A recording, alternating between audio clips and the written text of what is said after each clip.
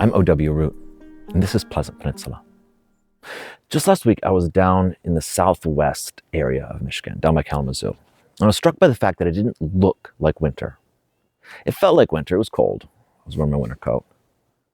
But it didn't look like winter because there wasn't that much snow. It was a little. But there were serious patches of grass, browning grass all over. And I've lived in Michigan a long time. And I drive around Michigan a lot. But I really only drive north of GR and up into the UP. I don't go down south that much these days. And even though I lived in West Michigan or grew up in West Michigan, I forget just how much more wintry it is up here. I know it, I guess, logically. I'm aware of it.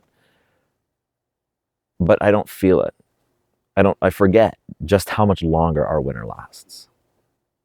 And just to make sure it just wasn't that corridor that I happened to be. I checked some weather cams this morning from Ann Arbor and Detroit, and it was just all browning grass. There's just really no white snow. And when you compare it to up here, I mean, you can see around here, I mean, we've got at least 1 foot of snow in the backyard. I mean, our steps going off our back deck, you don't even go down the steps. It's just a huge mound of snow.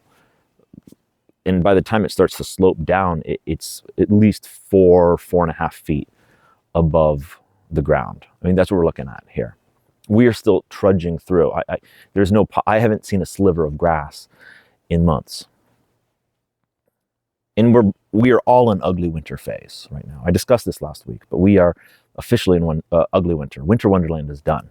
So we have to come to grips with the fact that we are in the sickening time of the year, just waiting for spring. But the great debate comes down to now, what is worse? What is the worst ugly winter? Is it worse to have what we've got? These huge, massive, disgusting snow mounds everywhere that aren't going to disappear for weeks, for probably months, really. I mean, I think some of these snow mounds last until the beginning of May. To still be slopping through the salt and the sludge and just still snow shoveling for another 4 weeks. Is that worse? Or is it worse to be surrounded by the browning grass, the dead grass? I mean, to be honest, again, we're looking at the reality right in the face here. We're telling the truth. We're not glossing it over. This is the difficult time. This is the hard time. This is the ugly time. What is more depressing? Which is more depressing? There's arguments on both sides. The depressing thing about only seeing the browning grass is there's no life there. It's not even that muddy season in spring where, where the sticks are still bare. There are these days in spring where it appears to be warm because the sun's in the sky, and you might even be wearing no sweater, but you can tell it's still cold because there's no leaves on the trees, but there's like a bud coming in. It's not even that. You've got no hope of life. You're just in this dead zone, kind of. No snow, no sledding, no snowmen, no winter wonderland, and not spring either. That's tough. That's a depressing scene down there. It's pretty bad. Though, on the other hand, it's pretty darn bad up here too. I'm pretty sick of walking through snow. I'm pretty sick of the gray skies. It's so bright right now. I'm just wearing these sunglasses, and it's not even like it's bright on the beach. You're enjoying some nice waves. It's bright because it's just sun's high, but it's a sheet white sky and white all over the ground. It feels like it's never going to end. Just done with snow. It's a difficult question. Which is the harder, more depressing, ugly winter? Is it up north, where you're still in the tundra, the slowly melting sludgy tundra? Or is it down south, Ann Arbor, Detroit, Southwest Michigan, where you're just in the dead grass zone? Both are difficult. It's the great debate of ugly winter.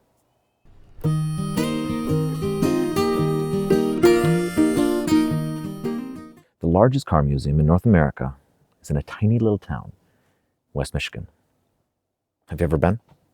I have. I want to show it to you. Let's roll that clip. The largest car museum in North America is in Hickory Corners, Michigan. Population 313. There are 400 cars in the museum, and they are all works of art. We look at photos of old cars online and we think they're beautiful. But it's when you stand next to these incredible works of modern vehicular art that you really feel it. Some practically take your breath away. This is how our roads once looked. In some tragic sense, the museum is depressing, because the cars we drive to the museum are just so much uglier than any of the cars we see in the museum. But it's not depressing in the very end. The Gilmore Car Museum is inspiring. Look at the cars we built. Look how beautiful they were. And yes, look at the incredible advancements and developments that occurred from, say, 1900 to 1975. Standing beside them and looking at them in all their glory is a reminder of human creativity and human ingenuity, that our built world doesn't need to be as ugly as it is. It reminds us that the modern world can be beautiful, and it can be beautiful again. Isn't that unbelievable? It's just absolutely stunning. Those cars, even the video doesn't really capture it. When you stand next to them, you really feel that they are works of art. It's the only way to describe it. And you really feel the essence of the time.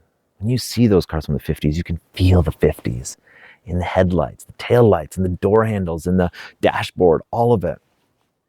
Same thing for the 40s and the 20s and the 70s, and even before. It's an incredible thing to be able to see the progression and the development of our time, of our modern era, as exemplified or as exhibited in those cars. And like I said, it is depressing at first, because those cars are so much more beautiful than our cars. They just are. There's no way around it. But we can't stop there. And I think a lot of people want to stop there.